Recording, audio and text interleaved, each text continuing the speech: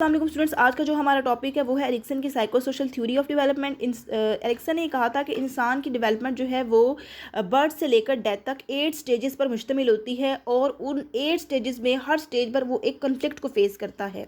ठीक है, अगर तो वो उस कन्फ्लिक्ट से बाहर निकल आता है तो उसे एक स्ट्रेंथ मिलती है जिसे उसने वर्च्यू का नाम दिया है। ठीक है, और अगर वो सक्सेसफुली रिजॉल्व कर जाता है, सक्सेसफुली रिजॉल्व नहीं कर सकता तो उसके अंदर एक कन्फ्लिक्ट आ जाता है। ठीक है, अब हम वो 8 स्टेजेस पढ़ेंगे। सबसे पहली है ट्रस्ट वर्सेस मिसट्रस्ट। जब एक बच्चा बहुत छोटा होता है, दुनिया में आता है, तो फिर उसके लिए हर चीज़ के लिए वो दूसरों पर डिपेंडेंट होता है। ठीक है, love, care, affection, security, needs, हर चीज़ के लिए वो पेरेंट्स पर डिपेंडेंट है। अब अगर उसे वो चीज़ें प्रोवाइड की जाती हैं तो उसके अंदर ट्रस्ट डेवलप होता है। अगर वो चीज़ें आप उसको नहीं देते तो वो मिसट्रस्ट या कन्फ्लिक्ट डेवलप कर लेता है। ठीक है, अब क्या होता है, अगर वो इस चीज़ को इस स्टेज से सक्सेसफुल रेजोल्यूशन हो जाती है, वो कामयाब हो जाता है ट्रस्ट डेवलप करने में, तो उसको एक स्ट्रेंथ मिलती है जिसको मैंने कहा था वर्च्यू। कौन सी वर्च्यू मिलेगी? होप। होप का ये मतलब हुआ कि उसे उम्मीद होती है कि उसकी सिक्योरिटी के लिए, उसकी नीड्स के लिए कोई है, उसकी हिफाजत करने वाला कोई है। ठीक है, और अगर कोई ख़तरा आया भी तो उसको फेस कर जाएगा। ठीक है, होप का मतलब ये होता है ना, उम्मीद होना। अब नेक्स्ट जो है वो है ऑटोनॉमी वर्सेस डाउट।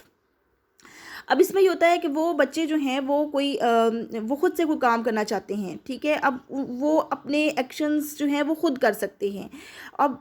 अब किस तरह जो है वो पेरेंट्स उसको टॉयलेट ट्रेनिंग करवाते हैं, कैसे उसको वो खुद से काम करने की इजाज़त देते हैं, ये पेरेंट्स पे डिपेंड करता है। बाज़ औक़ात देखिए, अब जैसे बच्चों को आप टॉयलेट ट्रेनिंग करवाते हैं, उसका क्या मकसद होता है कि वो अपनी बॉडीली फंक्शंस पर कंट्रोल कर सकें। ठीक है, कंट्रोल करेंगे तो वो खुद मुख्तार होंगे ना, नहीं तो वो आपकी उंगली पकड़े रखेंगे। ठीक है, अगर आप उनको चॉइस देते हैं कि वो अपने कपड़े खुद चेंज करें, आप उनको खाना देते हैं तो उसमें वो चॉइस बना दें कि हमें ये नहीं, हमें वो चीज़ चाहिए, तो इसका मतलब ये है कि उनके अंदर क्या चीज़ डेवलप हो रही है? ऑटोनॉमी। ठीक है, अगर वो नहीं मिलती उनको तो पेरेंट्स जो है वो अपनी मर्जी करते हैं, उन पे फोर्स करते हैं, चीज़ों को ज़बरदस्ती करते हैं, तो वो डाउट डेवलप करेंगे, उन्हें जो है वो शक उनके अंदर डेवलप हो जाता है। ठीक है, वो खुद से कोई काम नहीं कर सकते। अब उनके अगर तो वो इस सक्सेसफुल रेजोल्यूशन होती है कन्फ्लिक्ट की। ठीक है, अगर वो इस चीज़ को डेवलप नहीं करते तो उन्हें क्या स्ट्रेंथ मिलती है? विल का मतलब होता है इंटेंशन मतलब हर चीज़ अपनी मर्ज़ी से करना।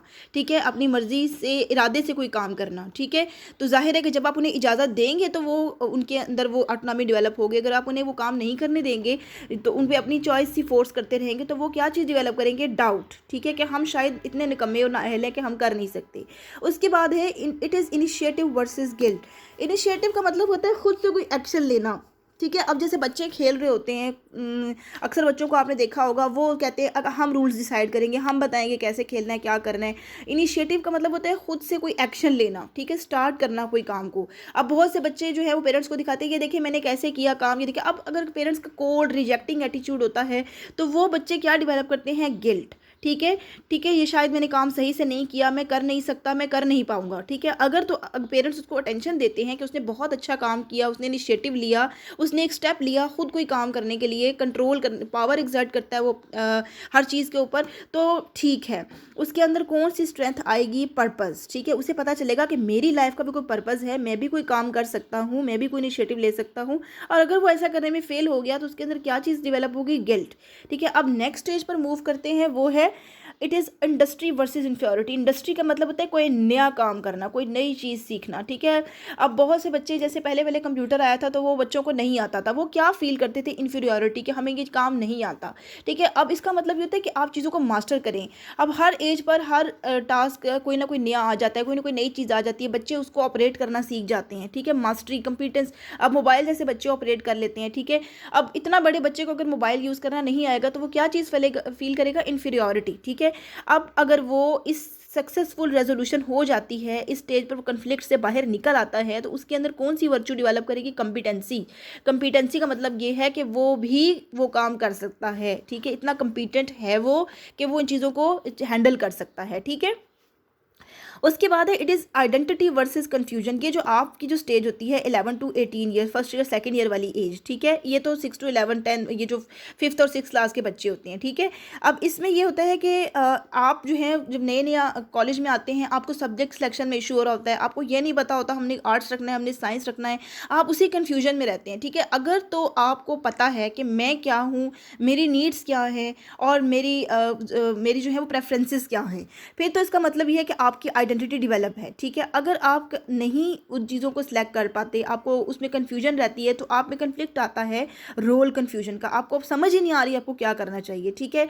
अब इसमें जो है वो अगर तो इंसान इस चीज़ से बाहर निकल आता है कन्फ्लिक्ट से, तो उसके अंदर क्या चीज़ डेवलप होती है, फाइडेलिटी। फाइडेलिटी का मतलब होता है कि माशरे की ज़रूरियात और एक्सपेक्टेशंस के मुताबिक पूरा उतरना, ठीक है। आप सोसाइटी के एक्सपेक्टेशंस के मुताबिक पूरे उतर रहे हैं, जैसा सोसाइटी आपको देखना चाहती है, ठीक है, जैसे पेरेंट्स आपको देखना चाहते हैं, ठीक है।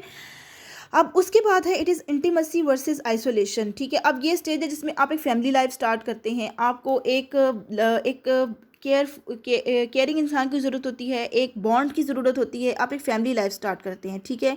अब इसमें यह है कि अगर तो इसमें जैसे ये मैरिज टास्क लिखा हुआ है, अगर एक इंसान ये रिलेशन डेवलप नहीं कर सकता, किसी के साथ स्ट्रॉन्ग रिलेशन वो डेवलप करने में नाकाम हो जाता है, तो वो किस चीज़ का शिकार हो जाता है, तन्हाई का शिकार हो जाता है, ठीक है। जाहिर है कि उसे वो बॉन्ड नहीं मिला, उसे लव केयर अफेक्शन नहीं मिल रही दूसरे बंदे से, तो वो आइसोलेशन फील करेगा, तन्हाई फील करेगा। और अगर वो इस कन्फ्लिक्ट से बाहर आ जाता है तो उसको एक स्ट्रेंथ मिलती है, जिसे कहते हैं, वो स्ट्रेंथ को मैंने आपको बताया था वर्चू, उसने कहा वर्चू का नाम दिया है लव, ठीक है। उसके अंदर ये स्ट्रेंथ डेवलप हो जाती है, जिससे वो नेक्स्ट स्टेज पे मूव कर जाता है। नेक्स्ट स्टेज है generativity versus stagnation, self absorption या स्टेग्नेशन यहाँ पे पहले था, ठीक है। जनरेटिविटी ये होता है कि आप जो हैं मिडिल एडल्टहुड, जिसमें आप फैमिली लाइफ से बाहर आ गए, अब आप क्या करते हैं कि आप कोई काम करना चाहते हैं दूसरों की खिदमत के लिए, जैसे कुछ, जैसे मैं अपनी मिसाल दूं तो टीचिंग मेरा जो है वो प्रोफेशन है, ठीक है। मैं सर्व कर रही हूँ और इस चीज़ में खुशी महसूस करती हूँ, ठीक है, कि मैं कोई काम प्रोडक्टिव काम कर रही हूँ, ठीक है। अब अगर आप दूसरों के लिए फ़ायदेमंद साबित नहीं होते, तो आप क्या आपके अंदर कन्फ्लिक्ट आएगा, सेल्फ एब्जॉर्प्शन या स्टैग्नेशन। उसका मतलब ये होता है आप किसी काम के नहीं हैं, आपकी सारी अहलियतें हैं उनको जंग लगा हुआ है, ठीक है, आप कुछ नहीं कर रहे दूसरों के लिए, आप सिर्फ अपने लिए बने हैं और अपने लिए ही काम कर रहे हैं, ठीक है। तो उसमें वो स्ट्रेंथ नहीं आती जिसको हम कहते हैं केयर। केयर का क्या मतलब हुआ, जिसमें आप बड़े हो गए, आपकी फैमिली लाइफ ख़त्म, आप फैमिली लाइफ आगे निकल गई, अब बच्चे बड़े हो गए, आप दूसरों के काम आ रहे हैं, ठीक है। तो इसका मतलब ये है कि आप दूसरों की केयर कर रहे हैं, ठीक है। उससे आगे जो स्टेज है वो है last stage, integrity versus despair. इसमें यह कि इंसान की बिल्कुल जो रिटायरमेंट वाली एज होती है आखिरी, उसमें इंसान पीछे मुड़ के देखता है कि मैंने अपनी ज़िंदगी में क्या हासिल किया, मेरी क्या स्ट्रेंथ्स थी, क्या वीकनेस थी, मैंने कुछ किया हासिल या नहीं किया। अगर तो एक इंसान ने बहुत अच्छी ज़िंदगी गुजारी होती है, वो सेटिस्फाइड होता है अपने सारे कामों से, उसने बहुत कुछ अचीव किया होता है, दूसरों के लिए भी बहुत कुछ किया होता है, तो वो क्या चीज़ स्ट्रेंथ डेवलप करता है, विजडम। और अगर वो इस चीज़ को कुछ नहीं, वो उसको फेलियर नज़र आता है कि मैंने कुछ नहीं किया या मैं जो करना चाहता था वो नहीं कर सका, तो उसके अंदर क्या चीज़ आती है, डिस्पेयर। डिस्पेयर का मतलब होता है मायूसी।